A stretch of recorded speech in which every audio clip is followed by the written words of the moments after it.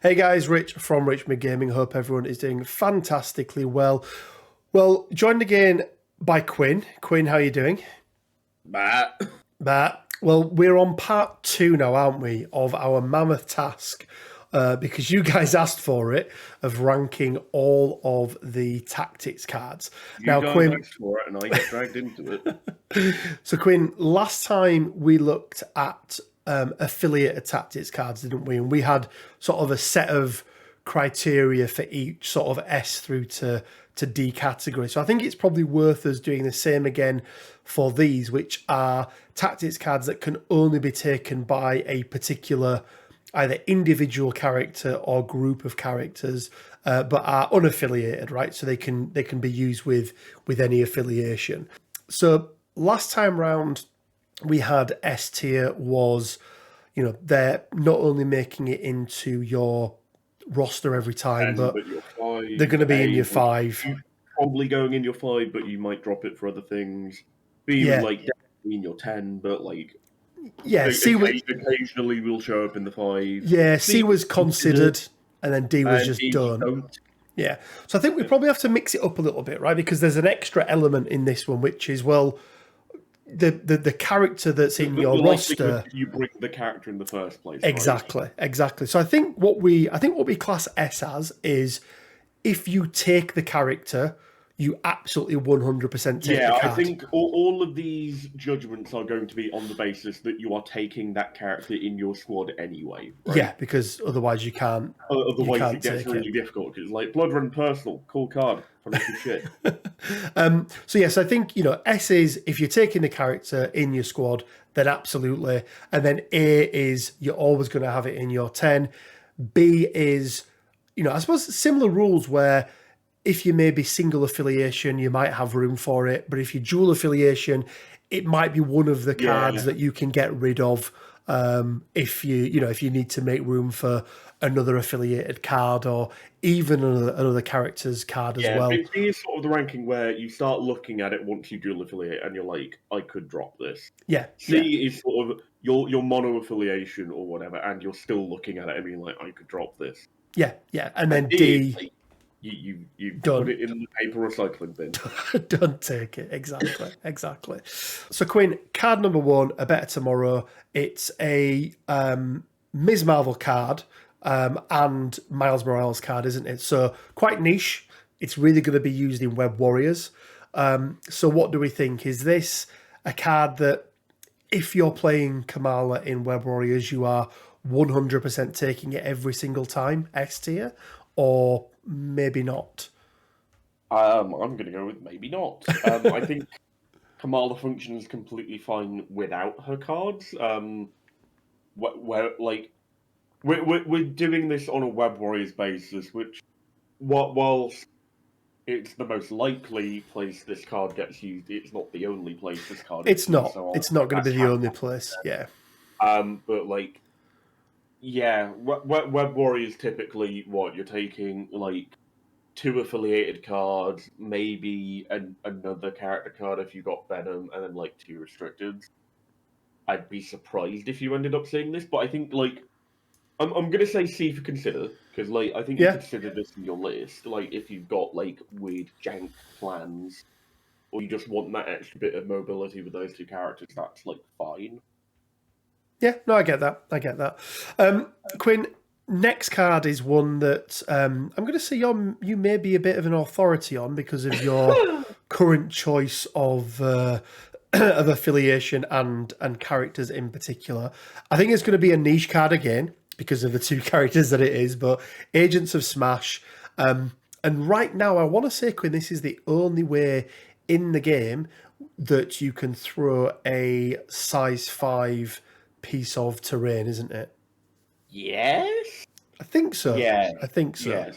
So Hulk, She-Hulk, basically spend 3 power each, I think it is, so 6 power in total, pick up a size 5 piece of terrain and yeet it long, which is the crazy part, right? That's from either of them, by the way. From either of them.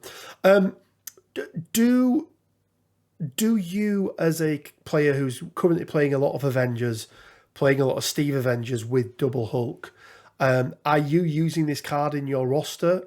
Are you using it in your squad? Yeah, I am using it in my squad. Obviously this card doesn't come out all the time because not every board has a size 5 that's going to be relevant, right? Yes, yeah, absolutely. So I think this is one of those cards that, like, I think it's probably going in your 10, because if you're doing mono affiliation with like Avengers or whatever, like you're gonna have space, right? I think Yeah. mono affiliation would pretty much mono with any affiliation, pretty much you're gonna have space for cards like this. Oh, 100%, 100%. And I think you're probably taking She-Hulk and Hulk not to only play this card, because there are lots of other good things that they do. But yeah, as you say, if the opportunity arises, there's a sci-fi piece of terrain. Yeah, if you get the opportunity to pick up the Sanctum fucking Sanctorum, like fucking like I don't know, throw it like Thanos' face. You're probably going to do it. Yeah, you're probably time. going to do it. So also, like out of activation throws, real good. Always really good, especially when you are running a list so tall that is where 12 points, 12 threat is being spent on 2 characters. Anything you can do extra is really nice. This card dazes the majority of characters in the game on average. Right? Yeah, because it's absolutely. 6 damage coming to face. Average defense roll for a dodge on 3 dice is 1. So any 5 health characters with 3 defense should die to that card. It's going to take out most 2 and 3 threat characters unless they get lucky. And most 3 threats. Yeah, unless they get lucky. Yeah. So into A, and I think the only reason, Quinn, it's not S is, as you say, because of that consideration, isn't it? Where because each of those characters can throw a size 4 piece of terrain themselves anyway, I want to say. So you don't really need the card if there isn't a size 5. It is very board dependent, and that is what keeps it out of S tier. Aim Lackeys. I love this card. Modoc's card. It's really, really nice. I, more often than not, I am putting this in my roster if I'm playing Modoc. However, it can be dropped if I'm dual affiliating and there isn't quite room for it, but I still think more often than not it's in there. I don't think it's an auto include in the squad because it's a little bit independent. It's a little bit board dependent, isn't it? A lot of the time, you'll end up like sort of sat down at the table, and you'll be looking through your cards. And like, I don't know about you, Rich, but typically when I build a list, like when I build a squad for a game, I go for characters first to get to my threat. Look at my tactics cards after that, right? Oh, every single time, yeah. It's characters first, and then tactics cards afterwards. Do that, you're some sort of psychopath. So, what do we think, Quinn? Then for Aim Lackeys, is it always going in your squad? Sorry, always going in your roster if you're taking Modoc? I think it's basically in there, so it's B. But there are plenty of opportunities where you don't end up taking it. Nope, I agree. I am okay with that one. So Quinn, next up, Bird of Prey, Sam Wilson. Basically plays it when he attacks an enemy character or targets an enemy character that has flight. Costs 2 power, adds 3 dice, and gets rerolls. Any number of attack dice can be rerolled as well. And then as a kicker off the back end, if that character takes damage, they lose that flight ability until the end of the next round, until the end of this round, sorry. So it's quite a nice card. 2 for 3 with rerolls is quite good value. Yeah, you're pretty likely to come across a flyer in pretty much every game. Yeah, absolutely. I can't think of many squads where there isn't at least one flying character. Obviously, it's judgment call you make when you're building your squad and you see what your opponent's got in their roster. Yeah. Up next, Quinn, Blood Red and Personal. It's Punisher. During the power phase, you spend 4 power, and then each time an enemy character is KO'd this round, this character controlling the player gains 1 VP. So basically, 1 VP for every time you KO a character. I mean, this is Thanos' leadership, right? It is, yeah. But I don't think it has to be Punisher who KOs them, does it? It can be anyone. It's anytime you get a kill. So this card is interesting. yeah, I feel like out of sort of turn VPs are usually a good thing, right? Anytime you can score a VP, but they're less of a KOing, good thing when you have to bring Frank and you have to bring a card, right?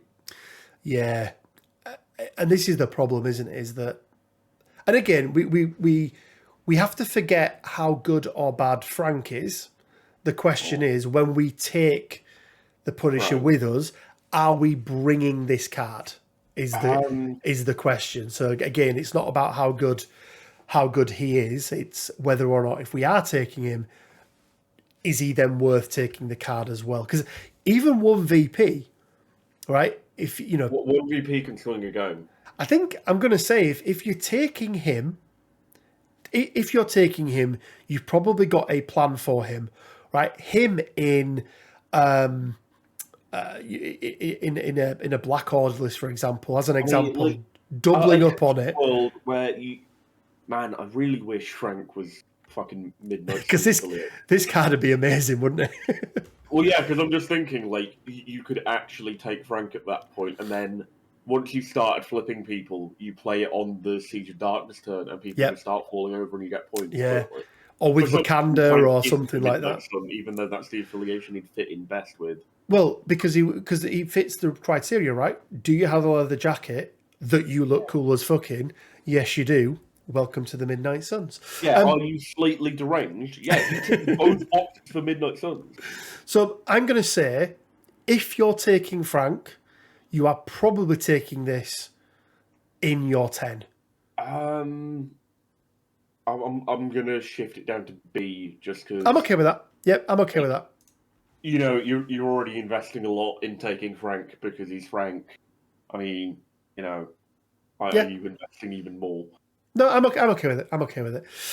Quicksilver, can I borrow that? Cost 2 power. Basically, if you do damage to an enemy character holding a asset token, then you get to basically take that asset token off them. Now, there is a stipulation that you can't hold more than X number that you can hold. So if it's hammers, you're fine. But if it's a civilian and you're already holding a civilian, you can't take another one. You also just can't take a civilian off someone. That is true. That was literally a point I was about to make for the people at home, being like, you can't take civilians with this, it's only assets. It's assets only. That's a true thing. That's why Quinn earns the big bucks. So obviously I've played quite a lot of Quicksilver. I mean, I'll take this one, Rich, as the authority on Brotherhood on this channel. I think once again, this sort of fits into the same vein as, you know, Agents of Smash and Bird of Prey, which is, this card's really good, but, once again, it relies on external factors to actually be good.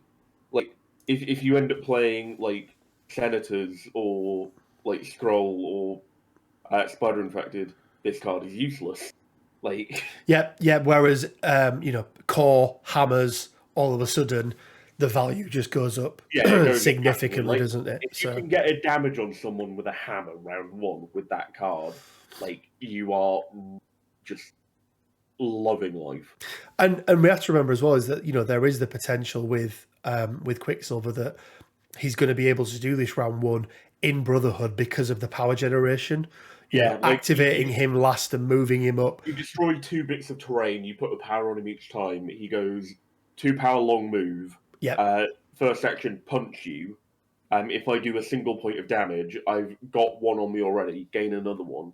Play this card, take your hammer. I now long move away.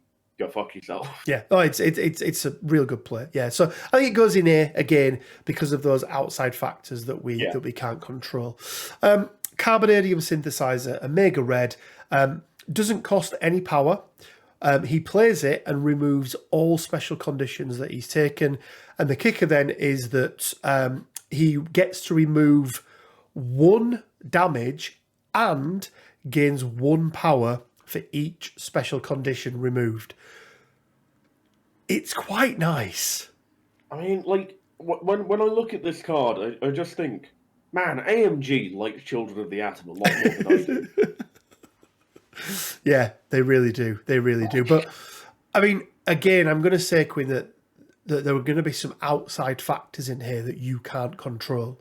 Yeah. One, your opponent has to put conditions on Omega Red. Yeah. Well, and you have to be up against a squad that can dish them out, right? That's the thing. Well, yeah, for a start. Unless you're playing on, Mayor Fisk, and you can pretty much guarantee getting stunned. Well, I was going to say, but then there are some other things that you can guarantee with this one. So, if you're playing demons, or as you say, Mayor Fisk, Terrigen doesn't work because obviously he's immune to poison. So I'm going to say that if you're taking Omega Red, you are more than likely taking it, but it's not an auto include in your squad. Is what I'd sort of put this in. Sort of that B. Where you're just playing Omega Red, sure, this card is good. I think most of the time you do not have space in fight for this. I think you consider taking this card, but I think it's C tier. Do you think it's C, really? Yeah, sure, it's a great card, but when you think of what you end up including in game, this is not one of them. Yeah, it's hard, isn't it? Because it does feel like such a good card, but I think it's how conditional it is, isn't it? And how niche it is. It's only a benefit for Omega Red. It's not like a lot of these other cards where they have either a global benefit or another target-specific benefit. It doesn't necessarily help you kill things. Well, it's the extra power, isn't it? So it's survivability and power. Your game plan, unless he's got a stagger on him and you need him to punch someone, right? Yeah. Okay, I'm okay with that. Carnage Rules. I mean, obviously, it's a card for Carnage. Again, we have to forget where Carnage is at the moment. But Carnage may spend 4 power during his activation to play this card. Basically, you choose a character within 4, advance it short towards Carnage, and then you get to make a Symbiote Tendrils attack against it. So it's kind of it's a Deception-esque thing, isn't it? You pushing, putting somebody towards you, but then you get to make the attack off the back end. It's 4 power. Yeah, it's kind of turns them into Venom. With a web snare. I mean, it's nice. And I would say that in the old world, this card may have had more value. Well, yeah, because in the old world you could do Doom Prophecy, but now that's an Asgard card for some reason.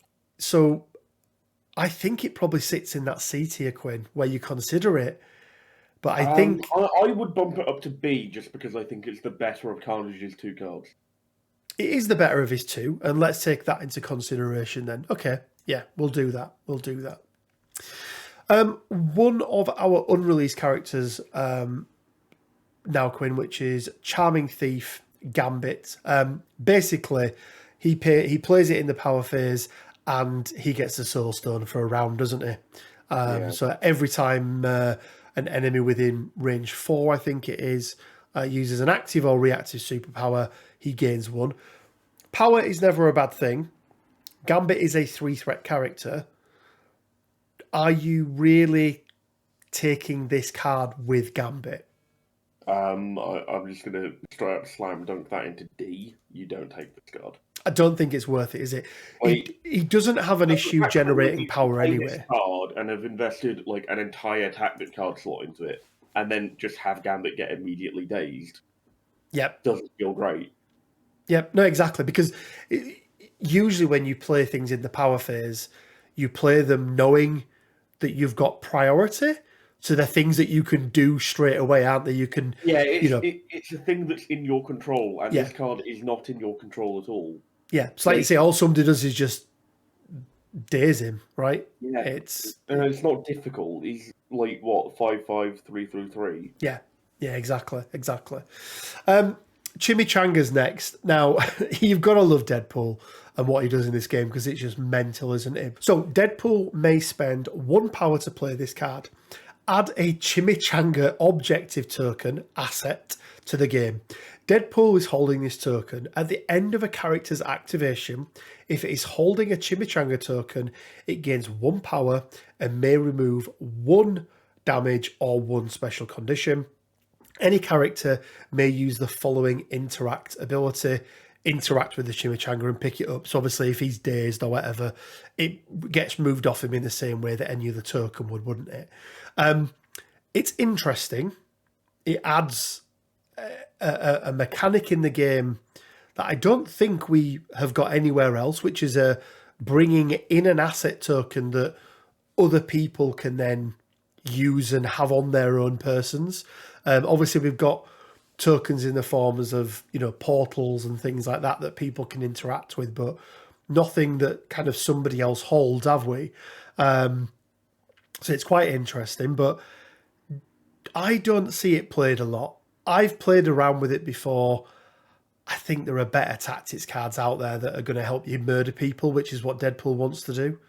Yeah, it's a cool idea, especially when he first came out, and people were like, oh, criminal syndicate, because he counts as whole fee when he flips, and that's not how that actually works, apparently. No. But the other part of the leadership being able to move around an asset token and being like, here, Kingpin, eat this chimichanga. Yeah, I think it's D. Yeah. And it's sad because it's a unique thing, and I love unique mechanics in the game. But ultimately, it is a joke card. Yeah, it is, and there's a couple of others in here that we'll get into. One that is not a joke card, Quinn, is Cloning Banks, Mr. Sinister. Now, I loved this card, and still actually love this card, and the mechanics of it. I think I have a very differing opinion on this card. A very what? Sorry.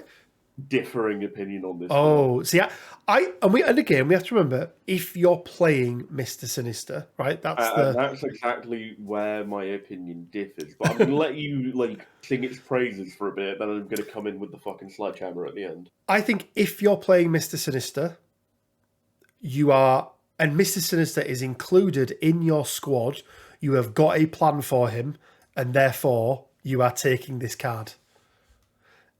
It doesn't mean that it's the best tactics card in the game, but in the restrictions of, if you're playing Mr. Sinister and Mr. Sinister is in your squad, one of your characters, you are always going to be taking this card with you because you've got a plan for him to bring a character in on round 2 or round 3, whether it's a 2 threat or a 3 threat.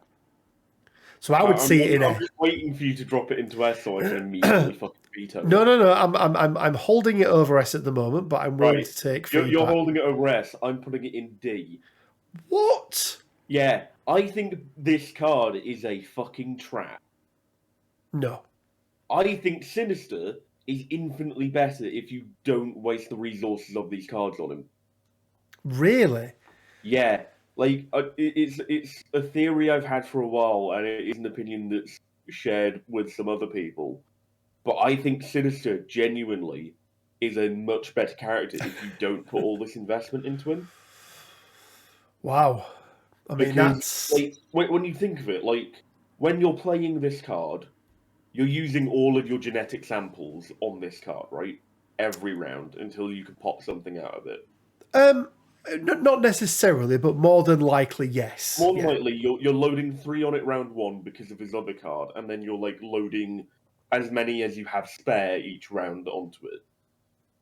Yeah. The notion that I've sort of come to agree with it is that Sinister works better when you actually use his kit, rather than diverting this fun little resource he has over to this card. Being able to reduce damage by up to 3 is insanely good. It is good, and he still has access to that, right? He has access to it, but it's just that he can... weird mental thing to people where they go, oh, but I could get so much value out of bringing a character in, blah, blah, blah. And it's yeah, but equally, you probably get more value by having Sinister just turn around to someone and go, oh, you're trying to punch me to get power. 3 genetic samples? Fuck you, you do no damage. Yeah, and obviously there is no limit to that, is that it's not down to 1 or anything, so... I also think that's a play space that hasn't been explored a great deal. I don't think it has. I think most people use this card. Almost all the time, people are using this card, and I just don't think that is the right way to play Sinister necessarily. Wow. I mean, you heard it here first, guys. Maybe Quinn has meta breaking thoughts. I really like it, and as we are getting more and more 2-threat characters that are good, I think the value in this card just goes up and up, because you can now have characters, Gabby. We've got, Nebula, who can come up and just absolutely decimate people. This, but equally, I think that's just another opportunity cost to play this card. There are so many opportunity costs to play this card. One, it's taking up one of your 5 slots, probably taking up 2 in conjunction with his other card. So that's the first opportunity cost. Then you've got to have multiple 2 threats in your roster. And the reason I say you need multiple is because if you only have one, you probably exactly. You're leaving them out of your squad specifically for this card. That's just not the right thing to do, in my opinion. If you can build a better straight out squad by including that 2 threat, include that 2 threat. Don't be like, oh well, I'll take 2 3 threats instead of a 4 and 2, even though the 4 and 2 are better because I can get the 2 in later. That's just not a thing you should do. I really don't like the card. I'm vehemently against it on the basis it's better without it. Yeah, this is I didn't think this was going to be the one that divided us, Quinn. This was going to be the Civil War moment, the Sokovia Accords. No, and I actually don't think we've ever been as far apart in terms of where we think. Opposed to each other on this. You want S, I want D. Even with other tactics cards such as difficult to please and things where you see less value in it than I did and stuff. I mean, I get what you're saying in that keeping hold of those resources. And because I think the other thing is he can dish out root with them as well. Is that right? Is the other thing you can do with them? Root is a very undervalued condition. I would also say, if you have this card on the board, it turns Sinister into a massive target. And whilst in some situations that might be what you want, it's 4 threat and a tactic card. That's a lot of opportunity investment to make a distraction card effect, right? Yeah, I think it can't go in D. It absolutely can't go in D. I'm okay with you vetoing it being in D, but I want this real low. So, I mean, I think from what you've said, I think I feel like guys I've made out a convincing argument. You've made a convincing argument, and I think convincing stands for C. C stands for convincing. Convincing. Where you guys need to consider it yourself. Obviously, you've heard both sides of the argument. So yeah, we're going to put it into considered. Gambit's second card, Dark Past.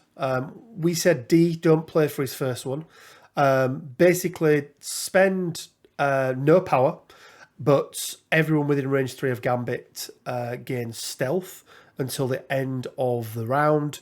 It has been specified that this is a pulse effect, not an aura effect, which obviously aren't things in this game in the sense that mechanically, rules-wise, they're mentioned, but effectively it means that people don't have to stay within 3 of him after this card is played to get stealth. It's just, if you were within 3 of him when this was played, boom, you've got stealth. You've got stealth now, yeah. Which is wherever you want away from Gambit. Well, that's how you'd think stealth would work, right? It's right, you've now got stealth. You can go and do things stealthily. And the fucking ski masks, and he's right, you fucking absorbing man, you're the getaway driver or some shit. I don't know. So, kicker on this is that it can't be played in his affiliation, right? It can only play it out of there. I'm going to say that it's because it's hard then, isn't it? Because B dual affiliation sort of thing, but I think it sort of sits in that A to B category.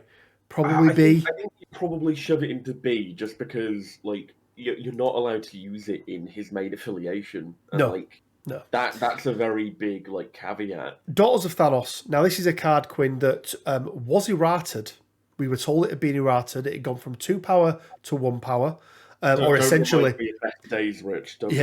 or essentially 4 power to 2 power because both characters need to spend it. It was so good, Rich. It was so good. but it's now 4 power to play. It's D, Quinn. Oh, yeah. It's D. It's gone straight out of my. It's gone straight out of my Guardians roster. I mean, I remember when you we discussed your Guardians roster, and I just berated you for including this card Because I did, because I'd completely forgot they hadn't errated it. Unerrated, and I was like, oh, he's forgotten, hasn't he? Yeah. Poor boy. Next up, one of my new favourite cards, Quinn. This is so much better than Asteroid M or Whims of Chaos or any of those other Brotherhood tactics cards that we don't like on this channel anymore. Deadly Duo, Rocket and Groot. Each of them spend 2 power, and then basically Rocket gets to make 3 plasma rifle attacks against 3 separate characters. I'm going to say, if you're taking Rocket and Groot, it is 100% always going in your roster if you're taking those 2 characters. However, there is some map dependency on this as well. Yes. You want to be able to hit at least 2 characters with it to get value, ideally 3, and not all maps are going to let you do that. So because of that, it goes into A. Yeah, A is exactly where I was thinking of taking that, just because I've played Rocket and Groot a decent amount. I take this card fairly often with them. I always forget to use it, or I don't get an opportunity to use it, and it's just one of those things, right? Yeah. Deal with the Devil, bring Ghost Rider back from the dead. S. S is done. There we go, done. Deception, Mystique. I see a lot of people playing this card. S tier. I think it is really good, isn't it? It's one of those things that, if you're bringing Mystique, you're partly bringing her because of this card almost all of the time. It's as simple as that, really. Yeah, absolutely. Another card that I think is an absolute shoo-in, Quinn. Do you know who I am? Spend 3 power, yeet a size 4 terrain feature or enemy. Okay, that's the real kicker on that one. So straight into S tier. And again, we said it before, Quinn, didn't we? Out of affiliate, out of activation throw as well, which is super powerful. The fact that it's a character throw and it's long is insane. Yeah. You get up to an enemy Magneto with this, and you just go, right, fuck off into the Shadow Realm, man. It's they've already used their Asteroid M to get someone up the field, and then you just go, right, you're not playing anymore. Yeah. Go away. Go away. Have 2.5 turns and walk it back to this. Execute Corvus Glaive, Proxima Midnight, within 1, spend 2 each. So it costs 4, but no defense dice. I mean, this is S, right? If you are taking them, you are taking that card. No defense dice gets around so much defensive tech. No, absolutely. Almost all defensive tech, in fact, unless it's a damage reduction. You just go, right, well, you might be the most defensively buffed character in the game. I do not care. You are just taking the amount of damage I roll here. And it's important, isn't it? You're taking a lot of damage. Yeah, and it's important because it doesn't reduce their defense to 0 that you can then buff back up. You just Doctor Strange or Cable or anybody else, you can't roll any defense dice. So like you say, unless you've got inured or you can reduce it by 1 for invulnerability or something like that, you ain't going to be able to do anything. And typically you see that, as you mentioned, with the Glaive's Edge, don't you? Which is just ridiculous. Next up, Quinn, is Crystal's card, Elemental Infusion. Spend 2 power, and then until this character is dazed or until the end of the round, when the enemy character that is within 3 of Crystal suffers damage from an allied effect, after the effect is resolved, that character gains 1 of the following special conditions: Incinerate, Stun, or Slow. So some nice conditions. You're in control of it so that you do the damage, and then they suffer, they get the effects. I don't know if she's worth the investment in a tactics card. That'd be my main gripe with this one. C for Crystal. Yeah, okay, I'm okay with that. Yeah. I don't really want to discuss this card anymore. Oh, Quinn. Fan club. Stop. You're going to make Marcus mad. Stop. I mean, let's read through it because there's a lot to break down. There's a lot to break down on this card, but basically it's a Captain Marvel. Rich, we've got like a draft in like an hour and 15. We don't have time to read this fucking card. Captain Marvel, right, and Ms. Marvel together. So again, we have to get into the mindset of we're playing them two together. So when we're playing them two together, do we then have room for this card? Just read me the effect she gets if Marvel goes into binary form, because that's typically the one you see most. When an ally Captain Marvel uses the downward special superpower, the binary form superpower, or rocket punch attack after the effect or attack is resolved, an allied Miss Marvel may spend 3 power to play this card. Okay, so that's the trigger. And then if Captain Marvel uses binary form, Miss Marvel may transform into Miss Marvel embiggened. After transforming, push all characters away within 2 of Miss Marvel short in an order of your choosing. I mean, that could be good for objective play. Yeah? Like, if it's sort of like a gamma thing. Like, oh, I mean, gamma, like... That last activation doing that, like, between, the midpoint and the back point, and just shoving everyone off into the radiation cloud and getting, like, both points.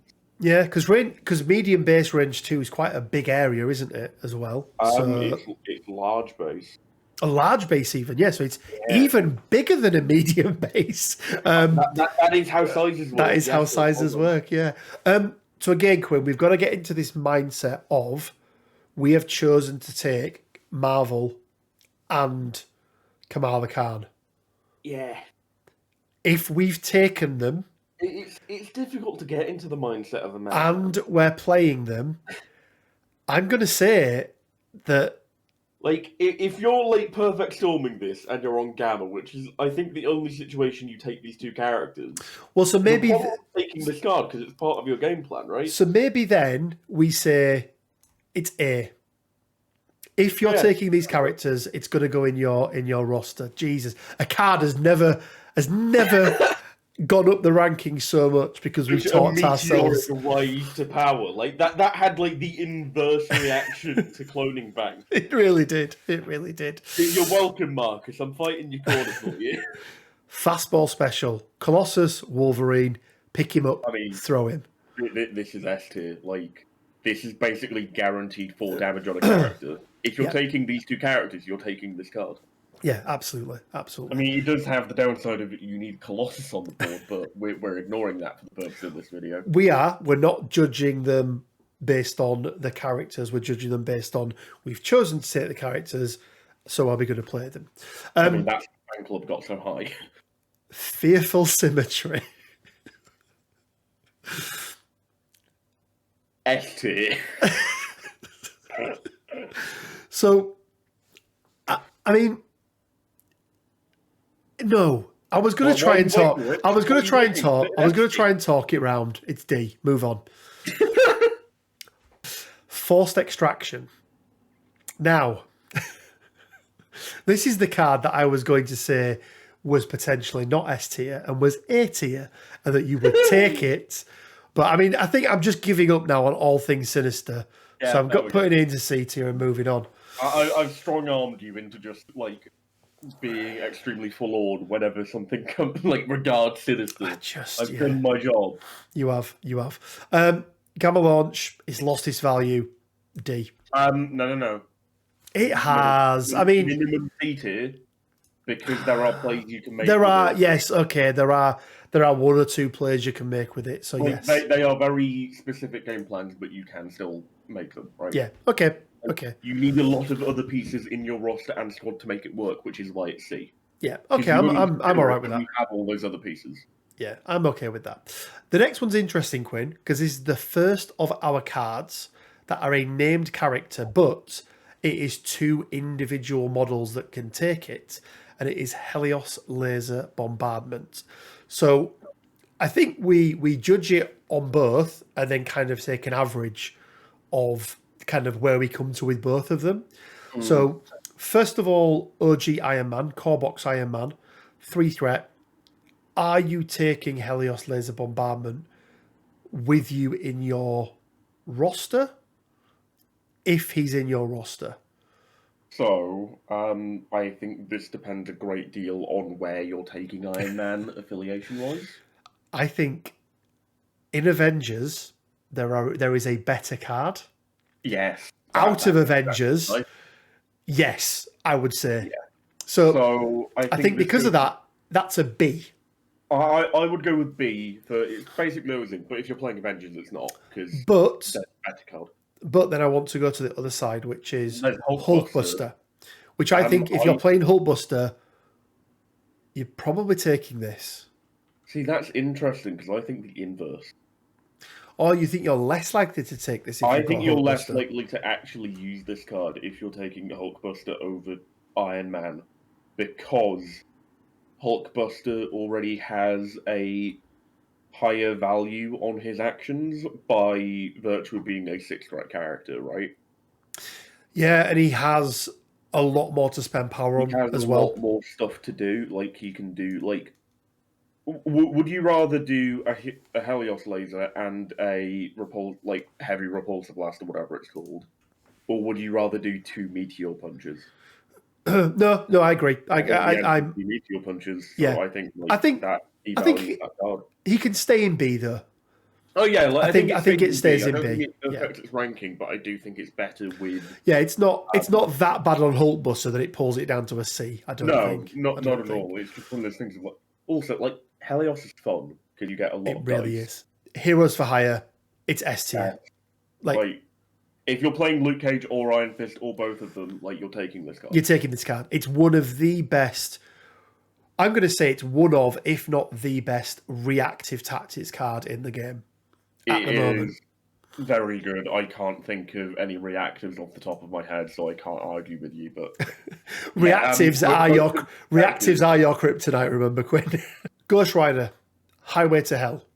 There are some players with this, and I think by virtue of that rule, it goes into C, not D. So I'm gonna advocate for it staying in C simply because you have to compare this card to Deal with the Devil, right? Because like in the vacuum where we're rating these cards, we're giving it like the perfect situation to be played, but it still has to go up against Deal with the Devil because the perfect situation for both of these cards to be played is the same. Yeah. And therefore they need to be rated against each other. No, absolutely. And I think it's a lot more niche. It's absolutely a lot more niche. You're going to need some prior information on who you're coming up against. Yep, it needs to be the right map setup. Yeah, exactly. So next up then, Quinn, is Hood's Gang. Basically, play this card when an allied character is attacking an enemy character, contesting or holding an objective token. The allied character may reroll one of its attack die. So Hood plays it during his activation, but then everybody else gets to reroll one of their attack die, which is quite good. Yeah, I'm going to put it in B. It's a good card. The main reasoning behind this is, one, you have to activate Hood to play it. Yes. And 2, it has to be Hood normal. It does have to be Hood normal, yes. And there's a little bit more stipulation around it. Where you will not be able to transform back. Illicit Tech, Crossbones and Sin can play this card. But they don't both need to be active, do they? You only need one of the characters only one of them to play it. Before we even go into like what it does. It really is. It gives both of those... It fixes Crossbones. Yeah. It gives both of those threat 3 characters a very, very good attack. It's a very big gun. It puts out Incinerate, and you generate power from it. Yeah, it's really nice. This card will already be really good without the power generation, but that power generation is insane on a character like Crossbones. Next up, Jean. So, Jean! 2 stipulations of this one. Obviously, you've got to have Jean played. Jean then needs to be dazed or KO'd, and then either an allied Cyclops or Wolverine can play this card. So, again, let's forget about how good Jean is, Cyclops is, or Wolverine is. We're playing them, we're playing X-Men, and we've got Cyclops as our leader and Jean, or Wolverine as a character and Jean. You're playing this card. if you've got that combination. What? I think you are. If you're taking Jean... What are you on about? Put it in fucking C at minimum. If you are taking Jean and you're taking Cyclops, you are playing this card. Okay, two things. Right. One, sure. Well, three things. Why not? Sure. Out of activation attacks, pretty cool, right? However, and this is my second point, both of those characters have pretty shit attacks. Like, Wolverine needs to be in range 2 of someone, which, if Wolverine is doing his job right, there shouldn't be anyone alive in range 2 of him. But he's not the best at what he does, so he knows that there often is. Yeah. Right. Or you get a little optic blast from Cyclops. It's not a zero cost. It can be any attack. Right. Yeah. Sure. Because you're definitely doing an optic devastation off the back of this. Because Cyclops is always swimming in so much power. Oh, I think it's Put it down. I'm not putting it in C. Also, right? If you're bringing this card, you're bringing it with like the assumption that your 5-threat character, who's very important to your game plan, assumedly, is going to be dazed and KO'd. Or KO'd. She's probably going to get dazed if you're coming up against the team that can do it. I'm putting it in B. I'm not having any more of it. You leave Jean alone. You beat me down on Sinister. Name, but that's about all the merit I can give it. You beat me down on Sinister. Yeah, and I beat you down on this as well. I put it down 2 fucking categories. How's that make you feel? This is another card that we are going to disagree on. I can't tell what it is because it's made for ants on this screen. Jonathan the Unstoppable. Oh, God. So it's a new card. Obviously, Honey Badger may spend £2 to play this card. Plays a Jonathan token within one of this character. While this Jonathan token is in play, it contests objective tokens as if it were an injured allied character. If an enemy character ends a movement within range 1 of this token, remove it from the battlefield. And then basically you get to play the card over and over again.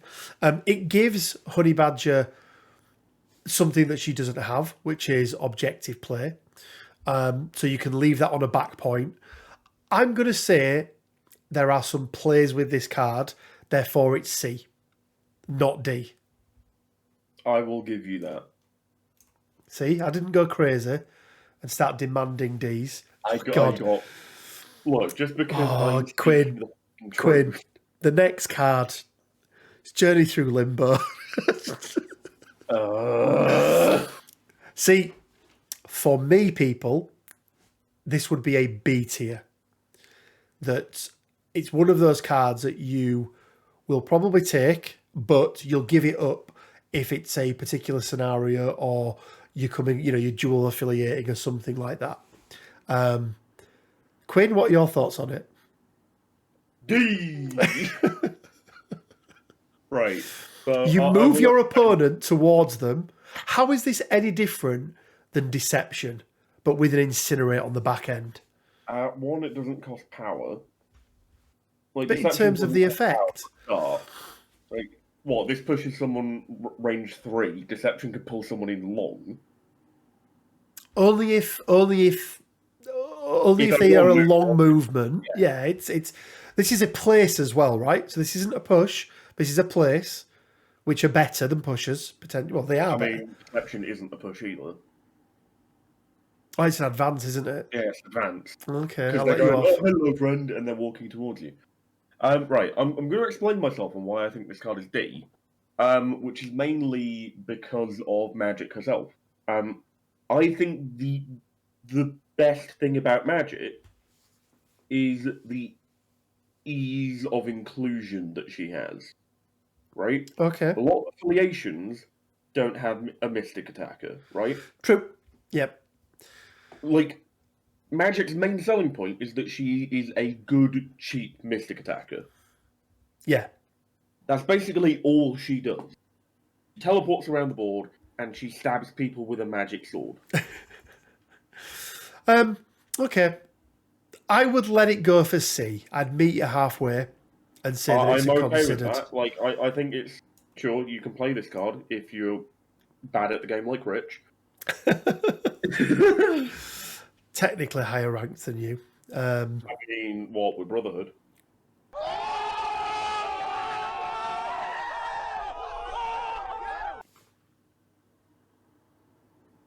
Quinn, up next, last minute save. Now, we are both in agreement that the bestest boy is the bestest boy, right? He's the bestest boy. I do like that. I know, but you know, he's the bestest boy. I don't like this card. I also don't like this card. And I'll tell you why. If a character's being KO'd and you're bringing them back on 1 health, it's very, very likely that your opponent has another way of doing 1 damage to them. Yeah. I mean, the only thing is that it's within 1 of Lockjaw, isn't it? So it's within 3 that they get dazed, or sorry, get KO'd, and then you can place them within 1. So you can potentially, you know, move them 3 them plus a medium plus a range 1. But I'm I'm going to say, guys, don't take it. Lethal Protector, Venom, take it. Venom gets... I said actually that Heroes for Hire is the best reactive card in the game, or one of the best. This is also up there. And it's not only because of Venom being able to take the hit, but it's also because of then what Venom can do off the back of it, isn't it, Quinn? That makes this so much more valuable than most of the bodyguard type cards and things that are out there. This is one of those cards where, like, every so often you'll have the terrible idea of going, oh, I don't need this card. And then you'll take it, you'll play Venom without it, and, like, you'll just constantly see situations where you're like, oh, this would have been a really good time to Lethal Protector. Oh, yeah. That would have been a really good time to Lethal Protector. And, like, I mean, as we've established, I'm not a fan of reactive cards, but this is a reactive card that lets me punch someone in the face, so I'm quite in favour of it. So we had Illicit Tech that was, you know, have access to an attack, and we put that in S. Surely this goes in S as well, Quinn, right? If by S you can D, sure. Yeah, it's... Magneto already has very, very good attacks. Like, Magneto has one of the best builders in the game. Why would you ever not use it? Yeah, absolutely. So, like, you can make area attacks that do 1 damage when done on 4 people, but you know. Yeah, no, 100%. 100%. You can do it twice, by the way, and only do 2 damage. Another Magneto card. Oh, very good. Another Magneto card, Magnetic Refraction. Now, there's a kicker on this card, Quinn, isn't there? Yeah. Because if you're Brotherhood, it comes back. In Brotherhood, this is S tier. 100%. It is S tier. And typically, Brotherhood is one of the only places you see Magneto. He is affiliated in other places. Cabal, I think, is the only... Led by a Nazi. Yeah. I am going to say that you don't play Magneto in Cabal, or indeed out of affiliation, because he's 6th threat. He's 6th threat, and the thing with Magneto is Brotherhood gives him all the tools he needs to thrive. No other affiliation can do that for him. No. So I think we base it on that fact. And it's S tier. Like, that goes in your squad every single time. Yeah, absolutely. Juggernaut making a Ruckus. I think we valued this card really highly, Quinn, didn't we, when we first came out? And then we played with it. And the more we played with it, I think we both agreed that its value went down, not drastically. I'm not saying it's D tier, but it's definitely not an auto-include. We had that initial game where it basically saved you the game, right? Yeah. Or rather, it stopped me from saving my own game, because you were very much in the lead. But, like, yeah. Taking 2 cards is a very large, like, opportunity investment for Juggernaut. Yeah. If you're going to take one of his 2 cards, you're taking Do You Know Who I Am? Because... I think this is probably a C. C or a B. I think it's probably a C. sure, shove it in. You might end up with a situation where it's really helpful, but like typically, no. Mental Domination, Cassandra Nova, Jean Grey. Choose an enemy character within 3 of this character. Advance the chosen character short. Then the attack that played this card. Then the character that played this card makes the attack.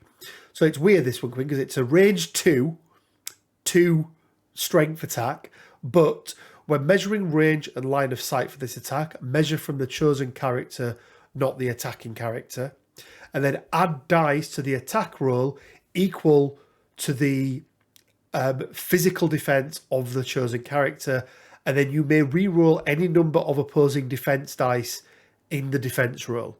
So basically you're taking over one of your enemies and making them make an attack.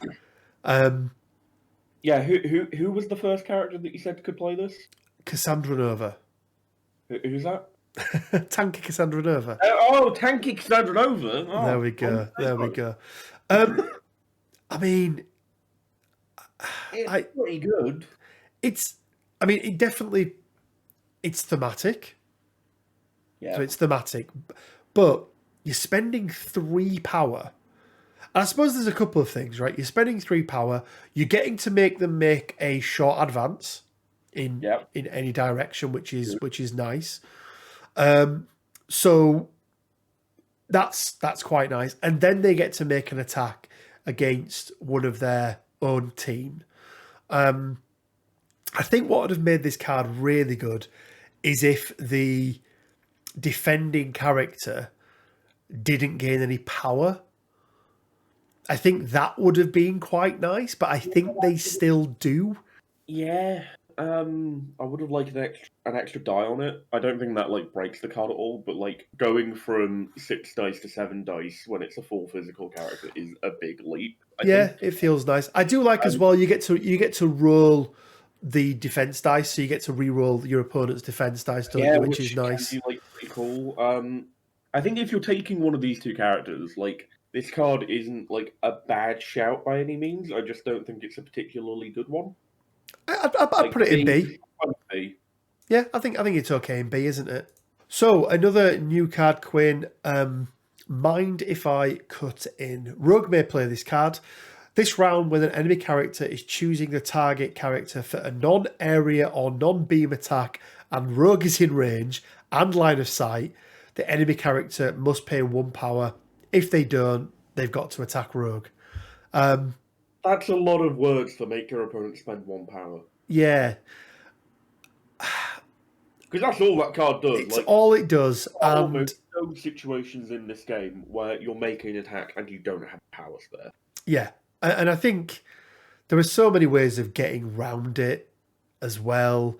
And Rogue is good without this card, but she's not necessarily this big tanky thing that can soak up huge amounts of damage. She's tanky. She's got good survivability. Vulnerability, that's good, but just the fact that it's 1 power to just do away with a tactic card is so bad. Which you're probably going to get back by doing the builder that you're going to do anyway. So I think it's something you can consider. Your opponent to just say, "Fuck you, your card is awful." Yeah, I think you can consider it if you've got space. And you? I think so. I don't think it's quite D. Wouldn't you rather just play Sacrifice? Yeah, I probably would. Sacrifice is just a straight up better card because your opponent can't get around it. We're going to put D in, aren't we? Yeah, it's going we are. in D. A bad card. Next one, Quinn, is Monkey Brain is Lizard Home. So it's an Area 2 attack, 5 strength. During Lizard's activation, he may spend 3 power to play this card. Lizard may use the attack listed above once this activation, so it still costs him an action.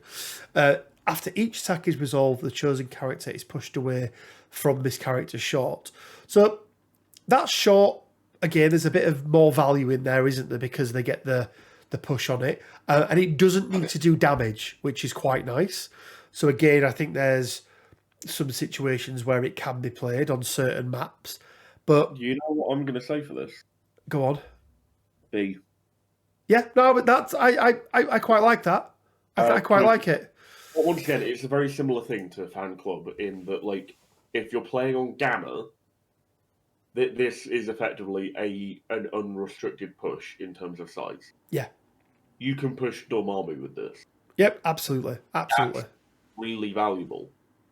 And again, with positioning, you can almost get people off 2 different points as well, can't you?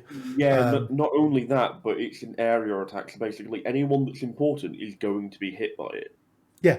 Yeah. So, like, if you just have Lizard, like, round 3, like, you've, like, had him on the back shelter round 1, middle shelter round 2, like, you have him as your last activation because people are typically going to ignore Lizard. You have him single move onto the back point and then play this card, and it's just like, boom, 3 VPs. Yeah. No, I quite like it. No More Mutants, Scarlet Witch. Basically, anyone within range 5, if they try to, or if they spend 1 or more power on a reactive or active superpower, Scarlet Witch can spend 3 power and just go, no thanks. Against the right team, on the right round, at the right point, this can swing a game, but I don't think it's an auto include in your roster by any stretch of the imagination. I'm going to say that this is a B. Yeah, that's exactly where I was thinking. If you've got space for it, like most of the time, I don't think you play it all the time. I think once again, it's one of those matchup dependent cards, and also you need to remember to use it. I also think as well, actually, where you play it the least is Brotherhood. Because they have got so many other cards to play. Yeah. Next up, Quinn, a second card for Rogue, and it's a long-winded one, but it's Pardon Me, Sugar. So during Rogue's activation, she may play this card, select one of the following effects. So basically, Wolverine, she gets the healing factor, he suffers a damage. Cyclops, she gets to use the Optic Blast, he suffers a damage. Storm, she gets to add 2 dice to the attack roll. And next attack action, that's quite important, suffers 1 damage. Deadpool, the chosen character loses 2 power, suffers 1 damage. And then Magneto, which is the real kick that really makes us think she's in Brotherhood as well, isn't it? That she gains cover and then Magneto takes a damage. Now, the key thing with all of these is that it is not an allied character, is it? It's any of those characters, so both your opponents and your own. There's a lot on there. It's very niche because you have to be coming up against the right roster or have the right characters in your squad to be able to use it. Is it a card you're going to take? Once again, I think Rogue's usefulness comes from like sort of her plug and play ability. So like in the same vein as Magic, right? For the same reason I think Step Through Limbo is terrible, I think this card is terrible. Well, I agree with you to more extent that I think this is D. Yeah. I think Step Through Limbo, there's some value. I don't think there's any in this. I think the card is cool and thematic, but I there are far too many variables to make it worth taking in my mind. Yeah. Power of the Cosmos. Pretty good. I quite like it. Like, it's a card I don't ever take with Thanos. But the main reason for that is I've always played Thanos in Brotherhood, and therefore there's no room for this card in Brotherhood when I was playing him. And then equally, I think the same can be said for Thanos in Black Order. That's the problem, isn't it? Is that it's finding the space for it. So we're not saying that it's a useless card, right? Because you're probably going to have. Attack, really I was going to say you're probably going to have 2 gems on Thanos, right? Nowadays, so an area 3 costs 4 power. I think it's 6 damage, and it then pushes everyone away short. So again, we keep coming back, don't we, to these pushers and Gamma as a scenario. So there's value in it, but I think it's C tier. I think this card could be really cool on like a Time Stone Thanos, right? Oh, like you play this and then you get rerolls on all of the things. That's really interesting. That's like a fun little thing. I don't think it's particularly great because like once again, it feels a little bit gimmicky, but like it is a thing to consider. It is, and I think because of that, it goes into C. Yeah, I think that I'm happy with that. Professionals, Natasha and Quinn play this one. I mean, is there going to be, now we know that Shield are coming, are we going to see more value in this card? I think you probably see them on the table together more often than you do now. Yeah. Like, yeah, they're both Avengers, but typically you're not playing. You might play Natasha or the other, but rarely you're playing both, are you? Because they, in Avengers, I suppose they both kind of do the same thing, which is that back point, don't they? Really, they're objective runners, but Hawkeye obviously has his damaging condition to output. So, I mean, I'm going to say, and I know we keep throwing a lot of them in here, but I think this could go up in value with Shield, depending on what they do. But I think it's probably a C tier right now at the moment. Yeah. One nice thing to note about it is it also works on civilian tokens. That's pretty cool. It does. Yeah. So it's one of the because not all of these cards can do civilians as well, can they? So okay. I mean, are you okay with C? I'm okay with C. Yeah, I'm not going to like shove it into D or anything like that. Next up, Quinn, Psychic Fortress, Murdoch, 3 power. Everyone gains cover. Basically, magnetic refraction, but worse because it doesn't go back to your hand. I'm going to say if you want to take a card on Murdoch, Aim Lackers is better, and therefore you're not spending 2 cards on Murdoch. Therefore, don't take it. It's D. I also think Refraction would probably be in D if we weren't having the caveat of it being in Brotherhood. Pin Particles, Ant-Man and Wasp. Basically, they get to throw a size 3 thing. Again, I'll put it in C. I won't put it in D, just because, out of activation damage can be really important. Yeah. No, I agree. A card that is going straight into S tier next, Quinn, and this has changed because of the characters, but also because of the cost, Ricochet Blast. Oh, yeah, Esther. Wait, the thing is, for those of you home, I can barely tell what any of these cards are. This screen share was made for ants. So this is true. Every time Rich does this whole spiel of like, oh, this is a great card, I always get really worried that it's something completely shit. So Quinn, another fantastic card that everyone should take. Brother Daniel and Dr. Voodoo. D-tier. Fuck off. Yeah, unfortunately, Seance is not very good, so straight into D tier. One, Quinn, that I think is another card that is a little bit undervalued, and I think could see more play now in the Defenders, and that is Seven Sons of Cinnabus with Doctor Strange. Beam 5, 8 strength. In the right setup, this card can a lot devastate. Like, I remember in the early days of playing Strange when you took this card a lot, and like, Strange's 5-die builder sometimes does stupid amounts of damage just because he rolled a couple crits and then re-rolled the entire thing. Yeah. This is 8 dice. This has a greater likelihood of rolling crits, therefore has a greater likelihood of being a higher dice pool when you come to re-roll.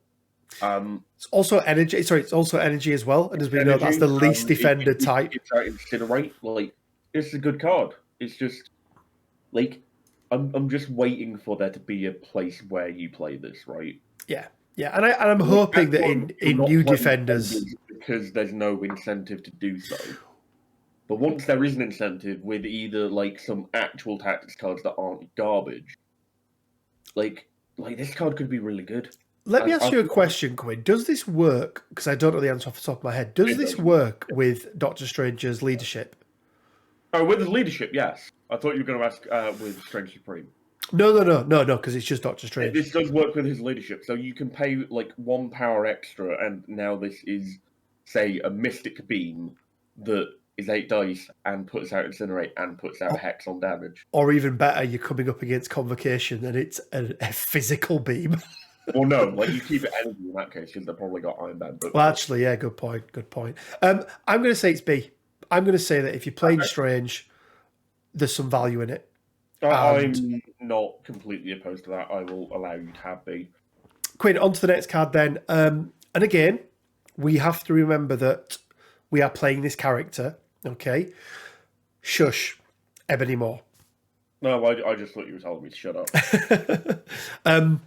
It's an identical card to No More Mutants, isn't it? In terms of what it is. Where did we put No More Mutants? I think we put it in B. Right, if that's where we put it, I'm gonna say this is D. Did we put it in B? I think we did. We second to last one in B. Yeah, I can see it. yeah. So, so I'm gonna say C, and the reason I'm gonna say C is because Ebony Moore is a greater opportunity cost than Scarlet Witch in my mind. Therefore, his card is worse by association than Scarlet Witch's card. Yeah, I'm okay with that. They do exactly the same thing, just by caliber of character. One is better. Yeah, no, I'm okay with that. I'm okay with that. Sibling Rivalry, Loki and Thor. S2. I think if you're taking them, you're playing it, aren't you? Like this is Fastball Special, but better because it guarantees stagger, which is ludicrous. Yeah, absolutely, absolutely. Air Force or the Air Force. War Machine and Captain Marvel spend 3 power to play this card at the end of their activation. The active character controller activates War Machine or Captain. It's husband and wife, right? It's follow me. So again, in the mindset of we're playing Captain Marvel and War Machine together. If you're playing them together, you've probably got this in your 10, or at least maybe it's a B, maybe it's a one that you don't always take, but it's probably more than likely going to be in there. Sure, we'll say B. We'll say B. Do we think? Yeah. Yeah, I'm all right with it being B. The Cat and the Spider, Quinn. This is another throw, isn't it? Where Peter Parker can yeet Black Cat, but it doesn't do any damage, anything. On it, and there's no negative to the dodge roll. Yeah, but you do get pick up objectives. Yeah, which can be quite nice. I think this card is just a lot more niche than the other throw cards, right? And I also think that you're not. This is a Web Warrior setup, and there are lots of other cards you want to take as a Web Warrior. I think you can. Cards you want to take. There are also a lot of other characters you want to take them, Peter. Yeah, I think you're probably saying it's a consideration. Yeah, I think you consider it. That there are going to be situations where this card wins you the game. The thing is, that's not going to happen consistently, or at least I don't think it will. Yeah, your results may vary, but I don't see this happening a great deal. Yeah, I think, and this probably sits more in the Amazing Spider-Man's your leader, doesn't it? With that one. So, Grand Illusion, Mysterio. It's straight in, isn't it? It's such a good card. This is just unrestricted bitter rivals. It's great. Yeah, it really is. It really is. Next up, Quinn. It's straight into S tier. It's Whims of Chaos. Yeah, boy. It's so good. It does so much. Heals, dishes out conditions, and removes conditions from both yourself, your opponent, and allied characters. Wanda can generate a lot of power as well. Her spender is so good. Yes, she's got a lot to spend power on, but this card is so good. Don't overlook it. I used to think that No More Mutants was better than this. Quinn converted me to the dark side. I showed you the light. This card is amazing. Another card you are 100% taking with you is Age of Ultron. Yeah, if you're already in a situation where you're playing Ultron, you're taking this. Yeah. There will be Carnage. So basically, spend any number of power and then choose one enemy character within range 3 of Carnage for each power spent, and then dish out Root. We've already spoke about how Root is an underrated special condition. Is it worth it taking it on Carnage? I'm going to say this is C tier for a couple of reasons. First one being, it's not as good as Carnage Rules, and therefore there's the opportunity cost that I've spoken about a fair few times already. There's also the fact that typically, whenever I've played Carnage, he doesn't have a great deal of power on him. Yeah. He's got a lot of power to do other things with, hasn't he? So he probably wants to spend it on those things, like murdering people. Rooting someone versus just killing them. face off, you know. Yeah. Quinn, another card that's had an update or an errata is Thunderwave. Now, this one is Thor and Captain America. For me, it's not as good as Ricochet Blast in the slightest. I don't think you want to be playing this card, do you? Like, they could have made this card so much better if they'd made it range 2 instead of range 1. Yeah, because that's the problem. With his hammer at range 2. Why Well, does he strikes at range 2, doesn't he? That's what, you know. Yeah, and that can punch, like, whacking someone with a hammer. Yeah, no, I agree. Till the end of the line, Winter Soldier and Captain America. Again, they need to be within range 1 of each other. And it's a defensive tech. I think if you're in a situation where you've already got these two, this is probably A. Like, yeah, do you know what? If you're taking Bucky, when you're just sat on a point and you're just like, yeah, I'm not moving, like that can be really valuable, and I think that deserves consideration because of it. Yeah. I think it's probably one that could get pushed out quite easily if you wanted other cards. So I think probably a B. I'm all right with you shifting it to B, that's fine. Yeah, cool. 2 Ash and Cinder. So at the start of the activation phase, Sin or Crossbones can spend 2, place a demolition charge within 3, and then during the next cleanup, all characters within 2 of the demolition charge token gain the stun, suffer 2, and then destroys all terrain features size 3 or less within 2. So it's quite devastating, but God, I've seen some very good uses of it in Criminal Syndicate, where effectively your opponent the choice of you can either abandon this objective entirely, or you can stand on it with me and we'll both take the damage, but I care a lot less about this damage because I'm Criminal Syndicate. Yeah. So I think it's quite nice. I think it is also important to note that the stun goes on before the damage, therefore they only ever generate 1 power from it. Of course, yeah. So they gain the stun and then suffer. Okay, yeah. I'm going to say that it's a B. Like, you could put it in your 10, but it's one that you can swap out for something else if there's another card you want to take. I'm all right with that. Yeah. Uneasy Allies.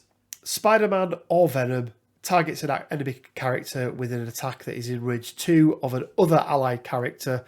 Both characters may suffer 1 damage to play this card. Add 3 dice to the attack roll. It's not very good, is it? I mean, this is in the same vein as 1-2 punch. Yeah. And when have you ever seen someone play 1-2 punch that wasn't in a starter game? Yeah, it's not a great card. Tactic cards are a very limited resource. They need to be impactful. 2 or 3 dice is not going to be impactful to the same degree as a lot of other cards are. We seem to be going. We flip from top to bottom, but once again, another top card, Quinn, usurp the throne. If you're playing Goblin, you're taking this card. 2VP is real good. Yeah, and 2 VPs that he can consistently get as well, isn't there? There's so many ways to help him get this. Especially if you're playing him in affiliation, for example, you get 3 attacks out of this rather than 2. That can be really big. Yeah, and it's nice as well because this isn't a card that you have to play at the beginning of your round either, or something like that. You just whenever you feel like play it whenever he wants to play it. If your opponent strays a little too close with one of their high threat models, suddenly if Killmonger's got the power on, he suddenly just charges out there and takes him down. Yeah. The next one, Quinn, is a very strange one. I don't think I'm going to say I've ever played with or been played against with this card, and it's the Vapors of Valtorr. Neither have I, and I think that speaks volumes as to how good this card is. So let's read it and let's dissect it. If there are 2 other non-dazed allied characters within range 2 of Doctor Strange, already some prerequisites there, he may spend 3 power to play this card. Choose a character within 3 of Doctor Strange. That character gains 3 obscuring mist tokens. Each time the character is targeted by an attack, shuffle the tokens and reveal 1 at random. If the token has a blank on the back, you may re-roll any number of attacker's dice. If it's a silhouette, The attack continues as normal. And then at the end, remove them all. I mean, they're so, like, it's, first of all, they've got prerequisites. Then it costs 3. Then, once you've spent that 3, they might not get to do the thing that you want them to do. I'm going to say it's D. Yeah, like, there might be some, like, really weird hidden tech with this card. Like, it could be really good, but the fact that, one, there are so many prerequisites, and 2, the random nature of it just means that it's not consistent enough to be good. Yeah. I think the best thing about that card is the fact that Jane Foster Thor is on it. That is true. That is true. Next up, Quinn, Weapon X program. Wolverine, Sabretooth, spend 3, throw them short, does damage, they don't suffer any. I'm going to say C. Oh, okay. I don't think it's D, because we're already in a situation where we're playing these characters. In that situation, I don't hate this card. Okay. The main issue this card has is it is very expensive for, Wolverine, who is a character that notoriously is terrible at generating power. Yeah, I think if this was 2, This was 2. It'd probably go up to a B, maybe even an A. But at 3 power, it's a real big. Compared to the other throw cards, it doesn't have the reduction of, like, defense dodge dice. It costs more than it would, like, than these other ones do. And also the other ones have the cost spread across 2 characters. Yeah. Equally, this card doesn't require 2 characters; it requires 1.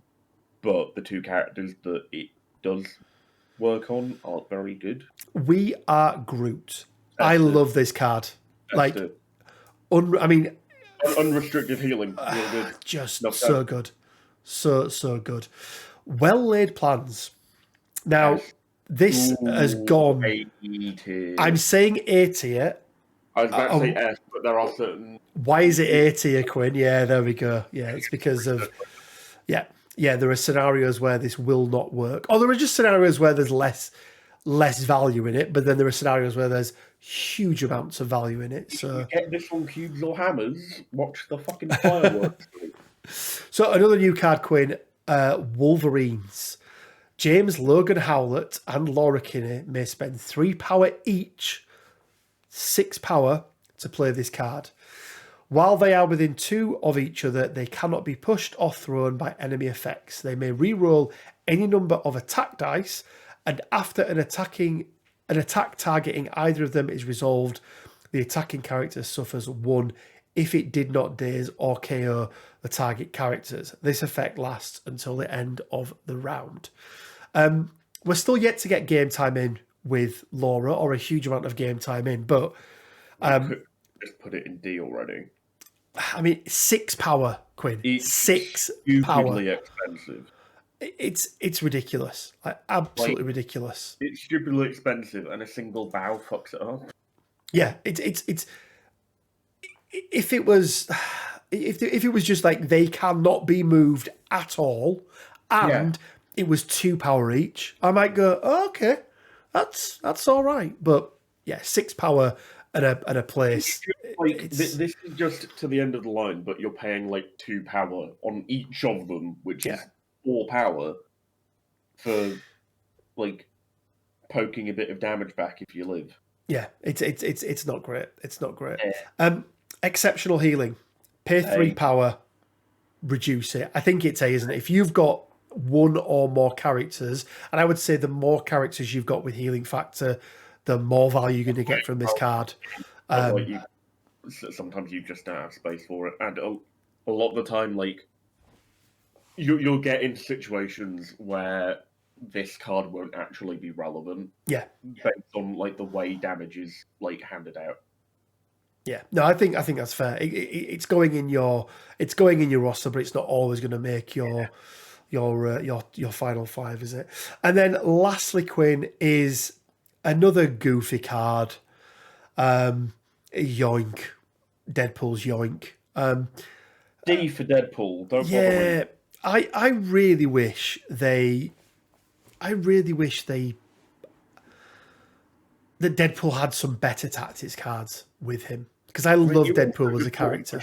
The entire X-Force release, apart from Domino, was better, don't you? Well, that is another very true statement. But there we go, guys. That is our tier list of all of the tactics cards that are character tactics cards. So let us know down in the comments below. I'm sure some of you are going to disagree with some of the cards where we've put them. If you disagree with Rich, that's fine. If you disagree with me, you're wrong. Quinn the Almighty. But yeah, let us know. Housekeeping, as always, guys, if you haven't headed over to the Discord yet, head over there. It's a great space. If you haven't checked out the merch store, there's a link down in the description below. Check the merch store out. We will be doing another one of these. We've got the rest of the tactics cards to look at. What we may do, Quinn, is break them cards down now into kind of smaller segments depending on what they do, because we speak a lot, don't we, about sort of aggression, sort of attrition, support and control. So we may break the remaining cards down into those three categories just to make them a little bit easier to consume. So watch out for those ones coming out in the next couple of weeks. But Quinn, anything else from yourself? Mr. Sims is better without cards. And we'll leave you on that one with just enough time to say stay well, keep safe, and until next time, bye for now. See you.